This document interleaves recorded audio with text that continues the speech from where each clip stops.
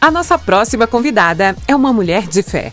Com seu testemunho e ministério, tem levado e encorajado mulheres a descobrir sua identidade e propósito. Como você está esperando vai determinar o tempo que você espera.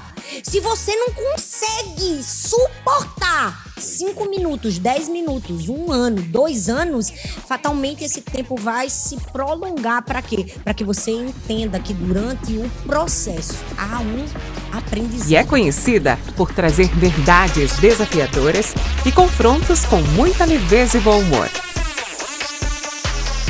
Nasceu de novo, ganhou domínio próprio. Porque quando você ganha o Espírito Santo, você ganha todos os frutos que vem com ele. Gálatas 5:22. Tá tudo aí dentro de você. É só buscar assim, ó, na sacolinha que Deus te deu. Vamos receber agora, na imersão Estações, a pastora Thalita Pereira.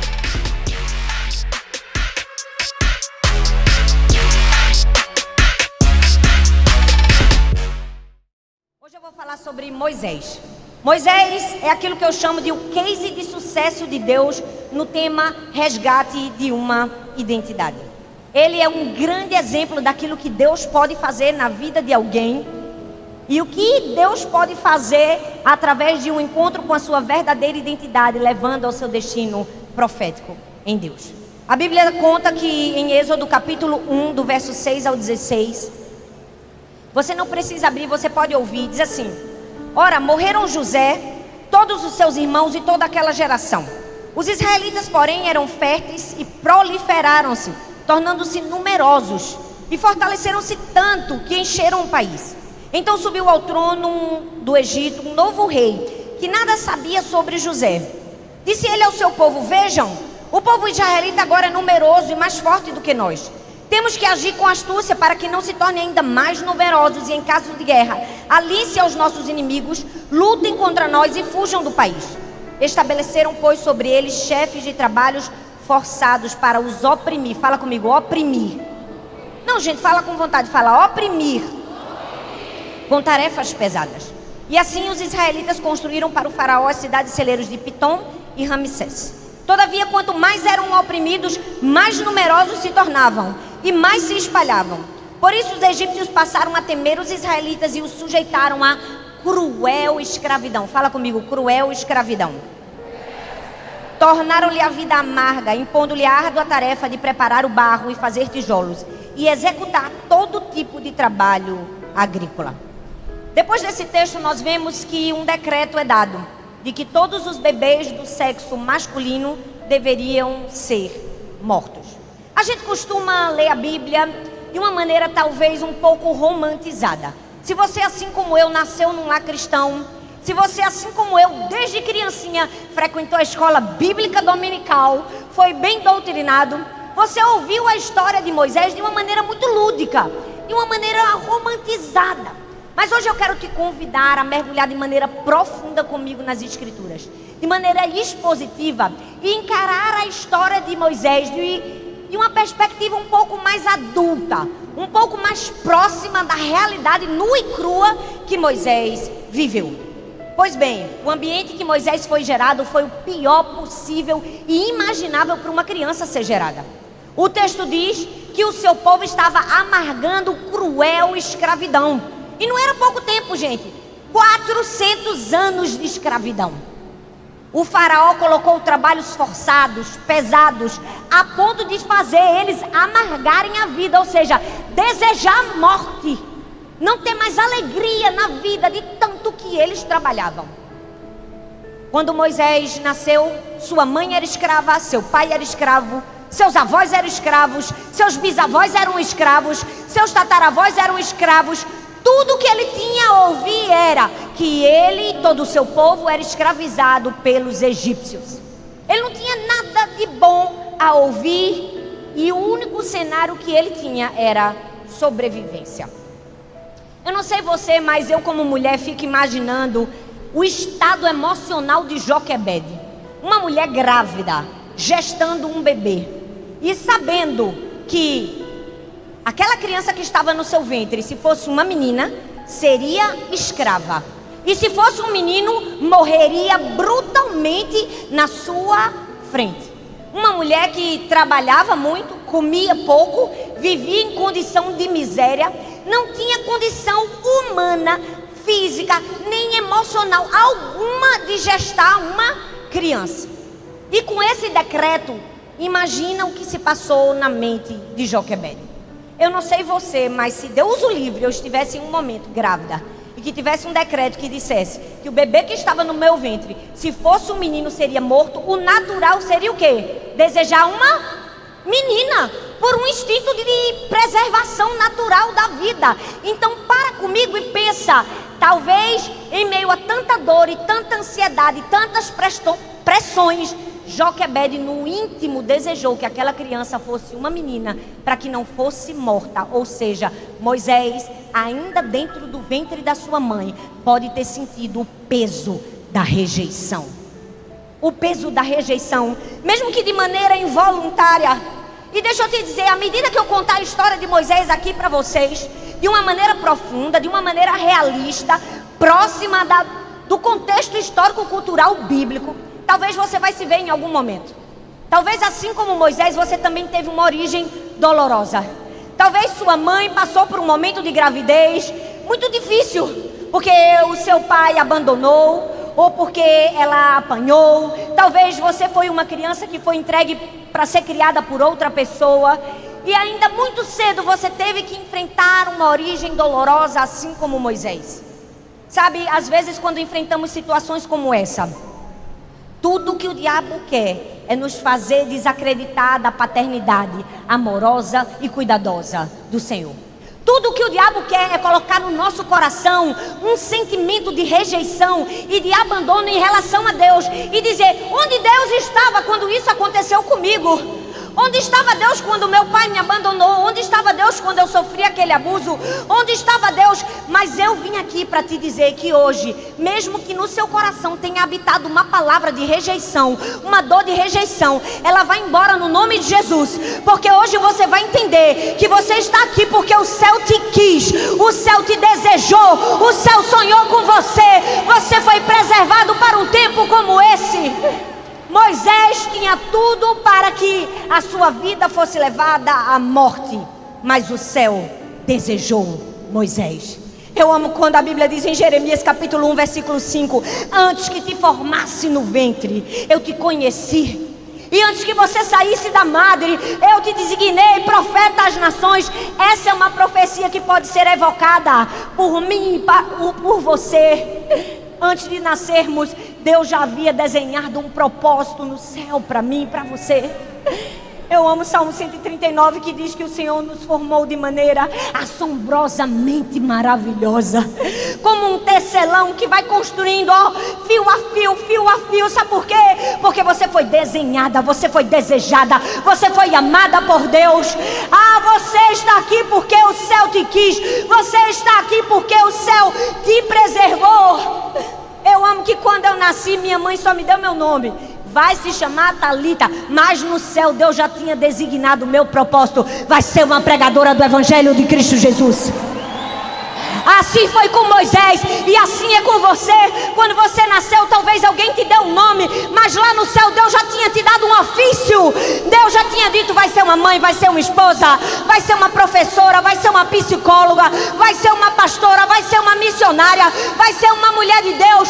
Eu vim aqui hoje para te dizer, não importa a origem dolorosa que você enfrentou, você está aqui porque o céu te quis.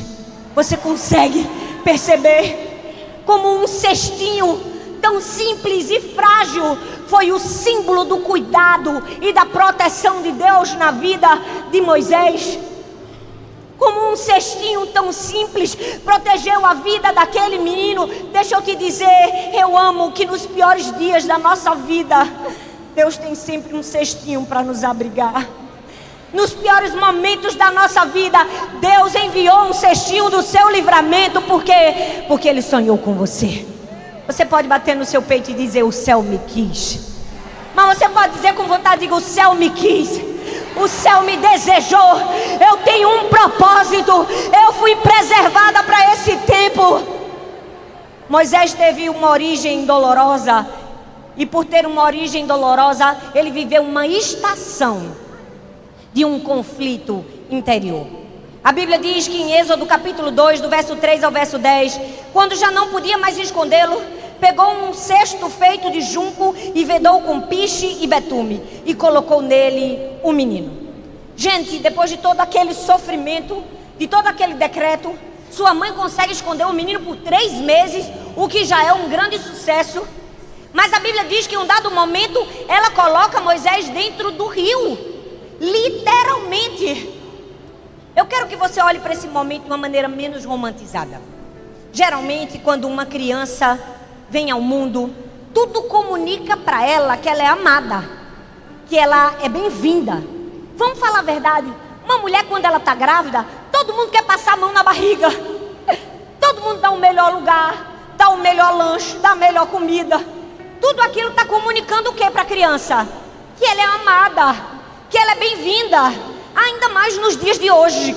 Porque vamos falar a verdade, quando vai dizer o sexo do bebê, é uma verdadeira festa cinematográfica e apoteótica. Na minha época não era assim não. Mas hoje, para dizer se é menino ou menina, fogos de artifício, azul, fumaça rosa. Abre o bolo, se for menina é rosa, se for menino é azul. É ou não é? O que é que isso comunica? Que a criança é bem-vinda, amada. Agora olha bem para mim. Moisés nasceu e o mundo não lhe disse bem-vindo. Nasceu e desde o seu nascimento foi duramente golpeado contra a sua identidade. Era como se algo dissesse: não era para ter nascido, não era para ter vindo nesse momento, não era para ser um menino. Você consegue perceber que desde o começo da vida de Moisés, ele foi duramente golpeado contra a sua identidade. Tudo dizia a Moisés: não era para estar aqui. E por isso que ele viveu uma estação de conflito interior. Sabe, a história continua e parece que quando está ruim, vai piorando. A mãe coloca ele no cesto, coloca ele no rio, até que a história vai tomando um outro curso. A filha do faraó encontra a criança, a irmã chega junto, ela contrata a própria mãe para ser a ama de leite, e parece que tudo vai ficar bom. É verdade ou não é? Só que a mãe adotiva coloca em Moisés um nome, mais uma marca na sua identidade: Moisés, que significa tirado das águas. Talvez você também já ouviu essa palavra de uma maneira muito romantizada. Que lindo! Olha que maravilhoso, Moisés, tirado das águas. Mas eu quero fazer você pensar comigo que todas as vezes que alguém chamava Moisés, que todas as vezes que ele ouvia o seu nome, ele ouvia que ele tinha sido lançado nas águas por quem deveria amá-lo, protegê-lo e cuidá-lo. Você consegue pensar? Todas as vezes que alguém dizia Moisés, era alguém dizendo: tirado das águas. Olha, você foi lançado nas águas. Olha, te jogaram nas águas. Olha, quem devia cuidar de você lançou nas águas. Deixa eu te dizer algo. Todos nós na nossa vida vamos enfrentar dores, frustrações, dilemas e circunstâncias adversas. E em momentos como esse, teremos duas vozes no nosso pensamento. A primeira, a voz do inimigo, que vai falar assim: olha, coitado de você, olha, você foi lançado nas águas, ó, ninguém te quis, olha só o que fizeram com você, coitadinho de você. Mas sempre terá uma segunda voz, a voz do Senhor, que vai dizer para mim e para você: você não foi lançado nas águas, você foi livrado das águas. É diferente. A minha pergunta para mim e para você hoje é: qual é a voz que você vai ouvir?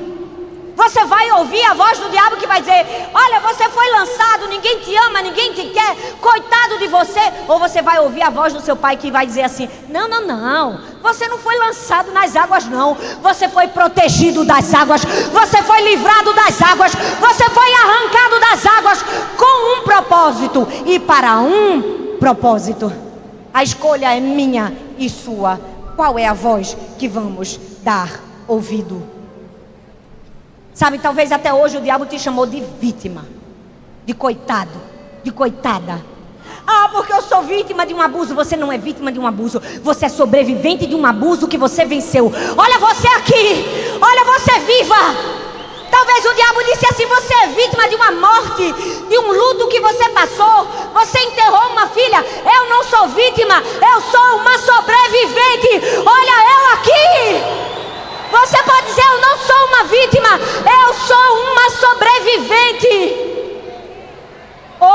está te chamando a deixar todo o conflito interior, sair dessa estação e entender: Deus tem um propósito na minha vida. Olha para Moisés, ainda tão pequeno, quanta instabilidade familiar essa criança viveu. A história conta que o desmame na cultura egípcia acontecia até os 5 anos de idade. Então, muito provavelmente, os primeiros 5 anos de Moisés foram com sua mãe Joquebede, até que depois ele é enviado para ser cuidado pela filha do faraó. Ou seja, ele passou 5 anos sendo educado sobre uma cultura de um único Deus que aguardava uma promessa. E de repente ele é levado para outra família, de uma outra cultura, de muitos deuses, que aprisionava o seu povo. Talvez na mente de Moisés muitos questionamentos aconteceram. Por que ainda na minha infância eu sofri tanto? E por que eu tive que ser separado da minha mãe? E será que essas pessoas realmente me amam? Ou será que eles só têm pena de mim? A gente pensa que as pessoas que têm conflitos internos só estão fora das igrejas. Mas muitas vezes nós temos tantas perguntas, tantos questionamentos. E por causa de todos esses questionamentos, Moisés passou para uma estação que ele não deveria estar. Ele passou para a estação da impulsividade. Ele agiu na sua própria força. Êxodo capítulo 2, do verso 11 ao verso 21, relata que agora Moisés já estava com aproximadamente 40 anos. A história de Moisés é dividida em 3 blocos de 40 anos. Os primeiros 40 anos foram no palácio, no Egito. E quando ele faz 40 anos aproximadamente, ele resolve encontrar sua identidade. Ele resolve se afirmar. Ele resolve dizer: sou um hebreu, não sou um egípcio. E nessa necessidade de ser aceito, de ser amado por todos, de ser compreendido pelo seu povo, a Bíblia conta que ele mata um egípcio que estava maltratando um hebreu. Ele queria fincar raízes. Ele queria dizer assim: sou um hebreu, quero que me amem, quero que me reconheçam como tal. Mas ele falhou miseravelmente. Quantas vezes nós, não desejando o correto, fomos buscar da maneira errada, não é verdade? Quantas vezes nós, desejando ser amadas, ser aceitas, não fizemos o que não deveríamos fazer e acabamos nos tornando como Moisés, alguém que precisou fugir para o deserto. Porque quando ele é descoberto, ele tem que ir agora para o deserto de Midian. Eu não sei você, mas olha bem para mim, você vai entender tudo que eu estou te levando. Eu estou fazendo uma progressão de estações na vida de Moisés, até levá-lo ao ponto final. E quando você compreender toda essa progressão que eu estou fazendo, você vai se ver em cada uma delas e vai entender o passo a passo para ter um encontro com Deus, um encontro com a sua identidade, viver a estação certa, da maneira certa, para cumprir seu destino profético em Deus. O texto diz que Moisés tem que fugir para o deserto. Eu não sei você, mas eu amo imaginar as cenas bíblicas. Eu fico imaginando que dor que Moisés enfrentou. Que crise de identidade. Eu acho que na cabeça dele ficava se passando: sou um egípcio ou sou um hebreu? Sou filho de Joquebede ou filho da filha de Faraó? Sou adorador de um único Deus ou de muitos deuses? Sou amado ou rejeitado? Fui lançado nas águas ou fui livrado das águas? Sou um escravo ou sou um príncipe? Eu não sei como você chegou aqui nessa noite. Eu não sei quais indagações que se passaram por causa da sua história de vida. Mas uma coisa eu sei: Deus tem todas as respostas que você precisa. Deus é o único que pode suprir cada uma dessas faltas que você vivenciou. E a Bíblia diz que Moisés, por causa disso, vai parar no deserto de Midian. E agora ele vai ter que passar mais 40 anos da sua vida em um deserto. 40 anos da sua vida em um deserto. Mas vamos falar a verdade, não deve ter sido fácil. Um menininho criado, como diz no meu Nordeste, a pão de ló. O filhinho da princesa deveria ter os melhores professores, os melhores tutores, a melhor comida. dormia numa cama de fios egípcios, era bem tratado, tinha escravos, escravas, amos, e de repente ele sai da maior potência mundial da época, de um centro de treinamento de grandes líderes e heróis, para o meio de um deserto, e recebe um cajado para tanger bicho. Foi uma queda em tanto, verdade ou não é? Ele tinha tudo e de repente se viu sem nada. E eu fico imaginando Moisés no meio daquele deserto. Olha bem para mim, não deixa nada te atrapalhar. Ele deve ter olhado para si, deve ter pensado assim: eu sou uma promessa que não vingou. Eu sou um fracasso. Nem experimentei a glória dos egípcios, nem morri por aquilo que eu acreditava. Eu sou um fracassado. Eu acho que ele deve ter, no meio do deserto, pensado: passei 40 anos sendo treinado para ser um príncipe e agora sou um tangedor de bicho. Tá tudo acabado. E eu amo que nesse momento, no retrato mais escancarado do fracasso de Moisés, o Senhor aparece a ele no meio de uma sarça. Eu amo que Deus sempre nos aparece no retrato mais escancarado do nosso fracasso, no retrato mais escancarado da nossa aflição. O Senhor nos aparece. Eu não sei se você está experimentando esse momento, mas Deus te trouxe aqui para te dizer: hoje é a sua sarça. Deus está aqui para ter um encontro com você. E eu amo que quando o Senhor aparece a Moisés ali, naquela sarça que pegava fogo, mas não se consumia, uma das primeiras palavras que o Senhor diz a Moisés é o seguinte: ele diz: eu sou o Deus do seu pai, o Deus de Abraão, o Deus de Isaque e o Deus de Jacó. E talvez você já leu esse texto bíblico tantas vezes e não compreendeu a grandeza do que Deus estava fazendo. Quando Deus olha para Moisés e diz: eu sou o Deus do seu pai, o Deus de Abraão, de Isaque e de Jacó, Deus estava dizendo a ele: você, Moisés, tem uma raiz santa, Moisés. Deus estava dando a ele senso de pertencimento. Deus estava dizendo: não são os hebreus que dizem se você é meu povo, sou eu que te digo que você é meu filho. Sou eu que te dou identidade, sou eu que te dou significância, sou eu que te dou propósito. Ei, olha para mim, quantas vezes fomos buscar nas pessoas erradas significância, identidade, quando só Deus poderia nos dar. Quantas vezes a gente foi procurar aceitação nas irmãs da igreja, não é? Na pastora, na esposa do pastor, nas amigas, na mãe, na família, no sogro, na sogra. Senso de pertencimento que só Deus pode nos dar. Deus olha para Moisés e diz: Moisés, quem te diz quem você é sou eu. Sou eu. Se ninguém acreditou, se até os hebreus ficaram contra você quando você matou aquele egípcio, eu vim aqui para te dizer: eu sou teu pai.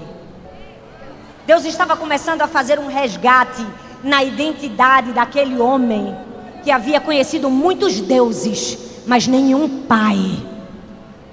Ele havia conhecido tantos deuses, mas não tinha tido um encontro com seu pai. E ali no meio da sarça pegando fogo, depois que Deus dá a ele significância, identidade, ele leva Moisés para uma nova estação. Que estação, Thalita? A estação da mudança de vida.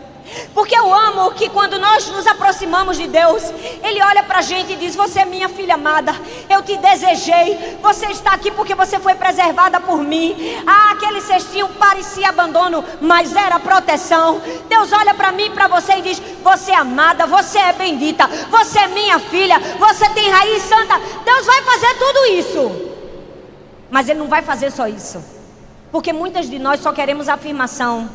Mas Deus não nos dá somente afirmação, Ele nos leva a uma estação de mudança de vida. Ele diz assim: ó, Moisés, tire as sandálias dos seus pés, pois o lugar que você está é uma terra santa. Você sabe o que isso significa? Deus estava convidando Moisés a compreender o significado da santidade de Deus. Talvez você se pergunte, mas Moisés não era crente? Deixa eu te dizer uma coisa. Moisés passou 40 anos sendo treinado na cultura egípcia. Os egípcios eram um povo idólatra, promíscuo, perverso. Moisés passou 40 anos sob a égide de um povo que acreditava que todos os deuses haviam nascido de um único Deus, que no meio do tédio teve relações sexuais com a sua própria sombra, e dali todos os outros deuses vieram. Moisés precisava ter um encontro com Deus, ter um encontro com a santidade de Deus. Talvez você ainda não esteja entendendo o que eu estou tentando te dizer, mas deixa eu te falar algo. Deus vai te encontrar. Deus vai preparar uma sarça para você no meio do deserto. Ele vai te chamar pelo nome. Ele vai te dar uma identidade. Mas Ele vai dizer assim, ó: tire as sandálias, porque você precisa tirar todo o isolante que te impede de me conhecer face a face. Eu não sei qual é a sua sandália. Talvez a sua sandália seja como Moisés, um passado perverso. Talvez a sua sandália, como Moisés, poderia ser pecado.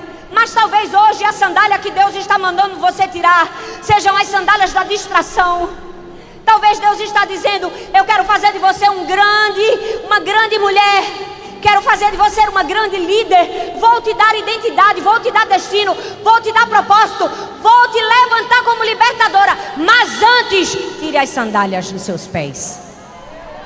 Tire tudo que me isola de você, tudo que me afasta da sua presença.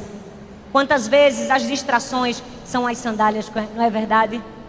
As redes sociais, o WhatsApp, as demandas da nossa casa, dos nossos filhos, as lancheiras que nós fazemos.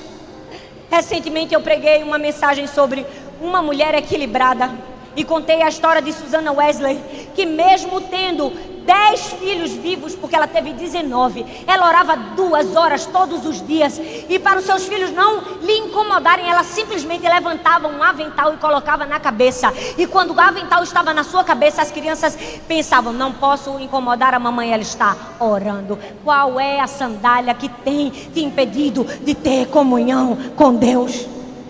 Deus vai te chamar para essa estação, uma estação de mudança de vida, como Ele chamou Moisés. Mas depois dessa estação, eu amo que ele vem para uma estação, se eu posso dizer assim, um pouco mais gostosa.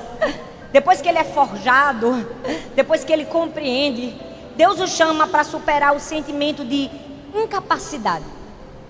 Não sei se você sabe, mas quando Deus aparece a Moisés no meio da sarça e convida ele para ser um grande líder, ali Moisés já estava com 80 anos. Com quantos anos, gente? 80, são 3 blocos de 40 anos. Ele já estava com 80 anos. E ali com 80 anos, o texto diz que Deus fala: eu vi a aflição do meu povo. E ele olha para Moisés e diz assim: Moisés, vá agora, pois eu o envio ao faraó para tirar do Egito o meu povo, os israelitas. Eu não sei vocês, gente, mas eu olho para Deus e digo: Deus tem senso de humor. Vamos falar a verdade? Eu amo que Deus ama quebrar paradigmas. Já viu? Deus fala com a gente através de pessoas que a gente nunca imaginar que ia ouvir. Não é verdade? A gente sempre tem um estereótipo daquilo que a gente acredita que Deus vai falar com a gente. A gente acha que no nosso estereótipo a pessoa não pode usar uma calça. Se tiver o cabelo cortado não vale. Se for mulher, pior ainda. É verdade ou não é? Aí Deus vem e quebra tudo. Fala com você de uma maneira que você nunca imaginava. Deus tinha senso de humor. Chega para Moisés com 80 anos e diz assim: Moisés, vou fazer de você o líder e libertador. Eu fico imaginando Moisés dizendo: poxa Deus, obrigada. Assim, me sinto honrado do Senhor ter me chamado. Mas, poxa Deus, com 80 anos, o Senhor deve ter chegado atrasado, né? Poxa Deus, por que o Senhor não me chamou com 40? Deus, com 40 eu estava no auge. Talvez Moisés deve ter dito assim: com 40 eu tinha acabado de sair da academia real do Egito. Eu sabia tudo. Mas agora, Deus, olha bem para mim. Eu passei 40 anos no deserto. Eu desaprendi tudo. Eu não sei mais de nada.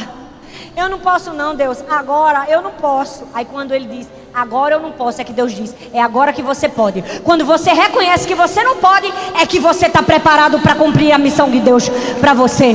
Todas as vezes que você disser assim, Deus, sozinho eu não posso, não tenho capacidade, em mim não tem dons e habilidades o suficiente, Deus diz assim, agora você está apto. Mas quando você diz, eu posso, Deus diz, fica mais um tempo no deserto. Deus chamou Moisés com 80 anos a superar o sentimento de incapacidade. O que ele não pode fazer na minha e na sua vida? Tem mulheres aqui que estão pensando assim, é tarde demais para mim. É não. Deus te trouxe aqui só para te dizer isso. Deus pode todas as coisas. Ele chamou Moisés com 80, o que é que ele não pode fazer com você? Ele pode fazer uma revolução através da sua vida. Ele chama Moisés para superar a incapacidade. Eu amo que Moisés foi um escravo, mas Deus o chamou para ser um libertador, porque a nossa dor pode nos levar ao nosso destino profético em Deus quando superada. De um escravo, Deus fez um libertador. Eu não sei você, mas muitas vezes na minha vida eu me pego dizendo para Deus, Deus, muito obrigada, porque o Senhor me encontrou, porque o Senhor me achou no retrato mais escancarado do meu fracasso, no momento mais difícil da minha vida, no momento de dor e de aflição, quando eu olhava para mim e dizia assim, como que eu vou me levantar de novo? O Senhor queimou uma sarça ardente e disse, Talita, eu sou teu pai, eu sou teu pai. Deixa eu te dizer, Deus está chamando mulheres aqui, talvez no retrato mais escancarado da sua dor, para dizer, eu quero ter um encontro com você. Quero fazer de você uma grande líder. Quero fazer de você uma libertadora. E aí quando Deus faz esse convite a Moisés e disse, vai Moisés. Como é que Moisés responde? Moisés responde em Êxodo capítulo 4, do verso 1 ao verso 5. E se eles não acreditarem em mim, e se eles não quiserem me ouvir e disserem, o Senhor não lhe apareceu, Moisés entra na estação da dúvida. E quantas vezes nós não entramos nessa estação, não é verdade? Quando Deus nos chama para algo grande, a gente entra na estação da dúvida. A gente diz, e se eles não acreditarem em mim? Mas eu amo que todas as vezes que nós fazemos perguntas tolas para Deus, Ele nunca responde. Ele sempre faz uma outra pergunta que faz a gente pensar, por que que eu perguntei? Não é? Talvez tem mulheres aqui dizendo, por que Deus não me responde? Talvez é a sua pergunta, que é muito tola. Aí Deus está fazendo outra para fazer você calar a boca e dizer assim, agora você vai pensar antes de perguntar. Moisés disse assim, e se ninguém acreditar em mim? O que é que Deus pergunta? Ele diz assim, Moisés, o que é que tem nas suas mãos? Aí Moisés responde, uma vara. Deixa eu te dizer uma coisa, talvez você está aqui e você já perguntou tantas vezes, Deus, por que eu não tenho isso, por que eu não tenho aquilo, porque a circunstância não é favorável, porque o Senhor não me deu dom, porque o Senhor não abriu as portas, porque o Senhor não colocou uma pessoa na minha vida, porque o Senhor não me deu talento, quando na verdade já está nas suas mãos.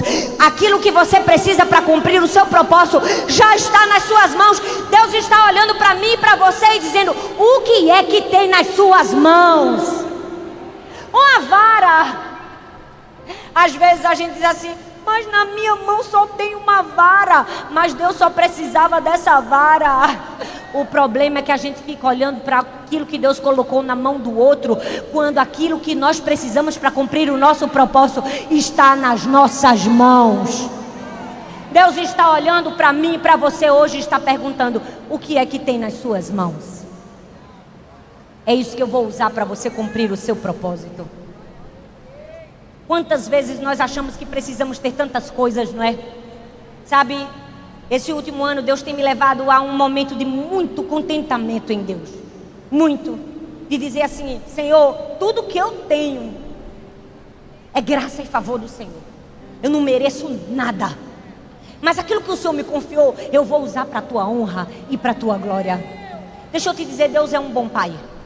Quando você vai ter um filho, você não compra roupa depois que a criança nasce? Compra? Quando você está grávida, você compra a primeira fralda depois que o bebê nasceu? Não, você prepara um enxoval antes. Com Deus é a mesma coisa. Ele é um bom pai. Quando Ele te formou, Ele já tinha preparado o seu enxoval. Ele já colocou em você tudo o que você precisa para cumprir o seu destino profético em você. Em Deus, já está em você. Já está nas suas mãos. Deus está te perguntando: o que é que tem nas suas mãos? Moisés disse: uma vara. Aí Deus diz: é uma vara? Ele disse: é. Ele fez: então joga no chão. Aí quando Moisés joga a vara no chão, a vara vira o quê? Me ajuda a pregar, gente. A vara vira o quê? Uma serpente. Você já viu que tem momentos da nossa vida que tá ruim, e quando tá ruim piora? Não é? A gente clama a Deus por uma solução e a gente pensa que Deus vai fazer alguma coisa. Aí quando Deus diz assim, joga a vara no chão, a gente pensa que um milagre sobrenatural vai acontecer. Pô, vira uma cobra. A gente diz: poxa Deus, eu estava pensando que ia melhorar. E quando piora, Deus consegue fazer ficar pior. Porque quando vira uma cobra, Ele olha para Moisés e diz assim: agora pega pela cauda. E Moisés tem que pegar aquela cobra pela cauda. Quero fazer você pensar. Eu amo pregar o Evangelho de Cristo Jesus. Eu amo a palavra. Eu amo uma pregação expositiva.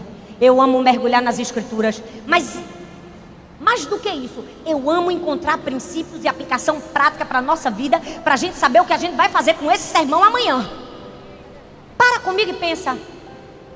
A serpente, desde que o mundo, é o símbolo de Satanás. Desde o Éden, no Antigo Testamento, a serpente era um símbolo do diabo. Mas não somente no Antigo Testamento, no Novo também. O apóstolo João fala da antiga serpente por 2 vezes.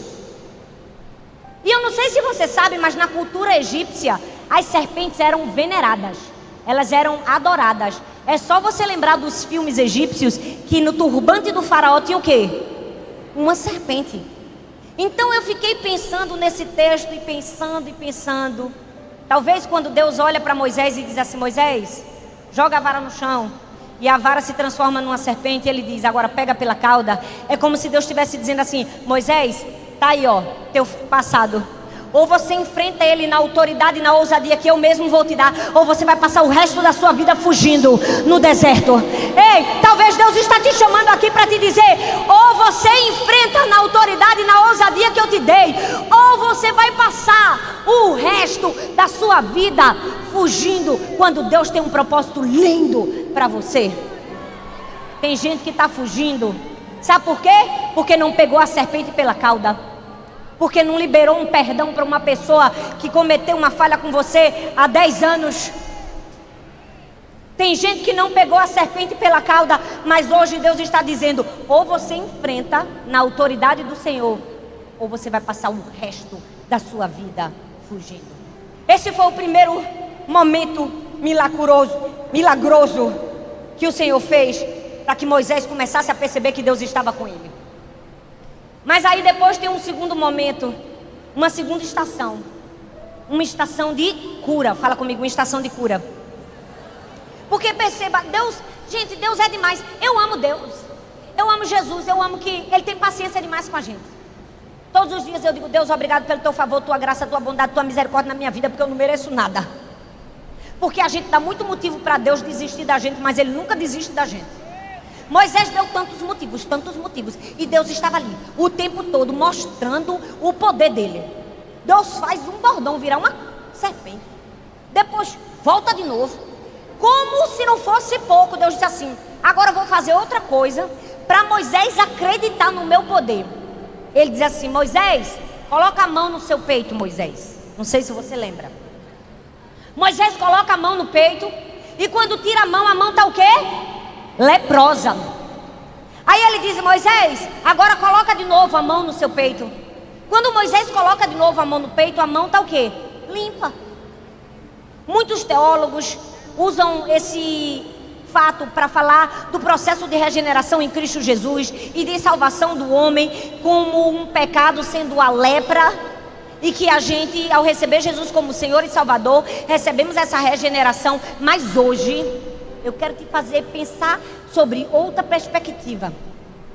Quando Deus olha para Moisés e diz assim: Moisés, coloca a mão no seu coração, Moisés. E ele coloca a mão no coração e vê a lepra. Era como se Deus estivesse dizendo: Moisés, ainda tem umas estações para você chegar lá na frente. Sabe o que é que eu preciso de você agora, Moisés? Eu preciso que você examine seu coração.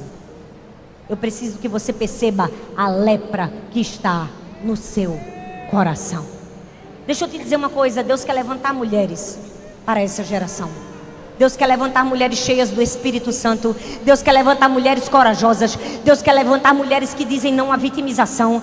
Deus quer levantar mulheres que vão pregar o evangelho sem medo. Deus quer levantar mulheres que vão deixar um legado. Mas antes, você vai precisar enxergar a lepra do seu coração e vai precisar deixar Deus curar. Deus está te fazendo um convite hoje. Coloca a mão no seu coração. Enxerga a lepra, a ferida, o mal. Eu quero que você enxergue como está seu coração. E mais, eu quero que você se deixe ser tocada e curada. Então, quando ele tira a mão está limpa novamente. Não sei qual a situação que você enfrentou na sua vida. Não sei se algo gerou uma lepra no seu coração. Mas deixa eu te dizer, hoje Deus quer curar você. Eu já tive muitas lepras no meu coração. Feridas provocadas por muitas dores.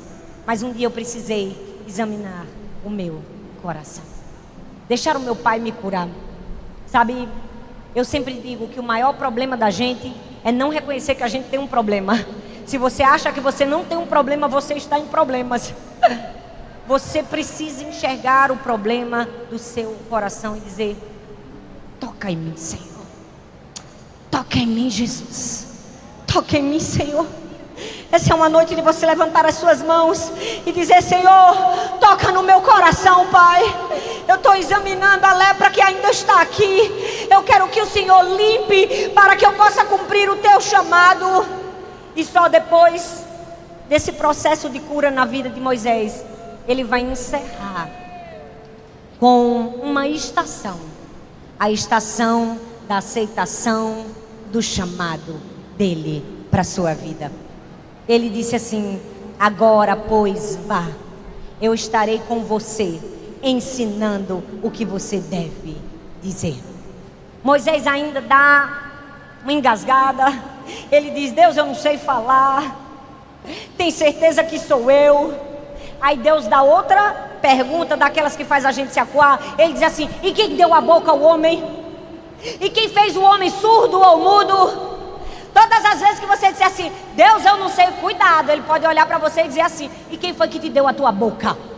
E quem foi que te deu voz? Sou eu que te capacito, sou eu que te instruo, sou eu que te levanto, sou eu que testifico a minha obra na sua vida. Sou eu. Ei, não é na minha força nem na sua força, porque se dependêssemos de nós, nós nem aqui estaríamos. Olha para mim, uma nordestina de 1,60 m. Se não fosse o Senhor. Tenha consciência. Não diga para Deus: Deus, eu não sei falar não, porque senão ele vai dizer assim: quem foi que colocou as palavras na sua boca? Não fui eu? E aí ele convida Moisés para aceitar ao chamado. Mas deixa eu falar uma coisa, e a última, eu quero encerrar aqui. Obrigada, tudo gente boa. Tudo assiste minhas pregações no YouTube, já sabe. Eu amo vocês. Olha bem para mim.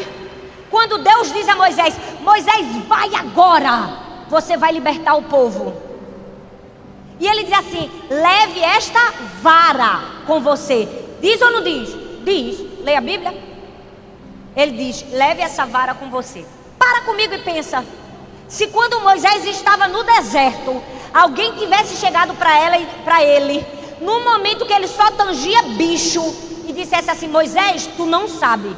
Moisés, um dia, essa vara que está nas suas mãos, Moisés, você vai tocar no Nilo e vai virar sangue. Se alguém, quando Moisés estivesse no deserto, tivesse chegado para Moisés e tivesse dito: Moisés, tu não sabe, um dia, essa vara que está nas suas mãos, você vai tocar no Mar Vermelho, ele vai se abrir ao meio. Se alguém, quando Moisés estava no deserto, dissesse a ele assim: Moisés, tu não sabe, essa vara que está nas suas mãos, um dia você vai tocar numa rocha e vai sair água para mais de 3 milhões de pessoas, ele acreditaria? Pouco provável, não é? Ele era só um tangedor de boi e de ovelha? Quantas vezes Deus não nos faz promessas nos desertos e a gente não acredita? Quantas vezes Deus está no deserto dizendo: minha filha, um dia, minha filha, você não sabe. Ah, minha filha, um dia. E a gente não é capaz de acreditar. Hoje é o dia de você dizer sim ao chamado do Senhor para você. Você pode ficar em pé no seu lugar? Deixa eu te dizer algo. Davi só tinha um estilingue. Deus não precisou de muito não. Com um estilingue ele matou o gigante Golias. Olha bem para mim, não deixa nada roubar aquilo que Deus tem para você. Aquele menino só tinha 5 pães e 2 peixinhos. Deus não precisava de mais nada. 5 pães e 2 peixinhos era o suficiente para alimentar toda uma multidão. A pergunta de Deus para mim e para você hoje é: o que é que tem nas suas mãos? O que é que tem nas suas mãos? Você pode fechar os seus olhos. Eu quero convidar você a pensar: o que é que Deus colocou nas minhas mãos? Um dom, um talento, a vida, a respiração. Deus está te chamando para dizer sim ao propósito dele para a sua vida. Ele está dizendo: vem, filha, eu quero fazer de você uma grande líder. Diga sim. Hoje é o dia de você dizer sim ao Senhor. Eu quero convidar você a se arrepender no seu lugar. Eu quero convidar você a levantar as suas mãos. Eu quero convidar você a dizer: perdão, Senhor. Perdão, Senhor, todas as vezes que o Senhor me chamou e eu disse: não, Deus, eu não posso, Deus, eu não sei falar, Deus, manda outro, Deus. Eu quero que você no seu lugar comece a pedir perdão e dizer: Senhor, me perdoa, Pai. Quando a voz do inimigo foi mais forte do que a voz de Deus ao meu respeito, nessa noite eu quero dizer sim. Sim, sim, sim, sim ao teu chamado para a minha vida. Eu quero cumprir cabalmente o teu chamado. Eu quero terminar a minha vida como disse o apóstolo Paulo: eu combati o bom combate e completei a carreira e guardei a fé.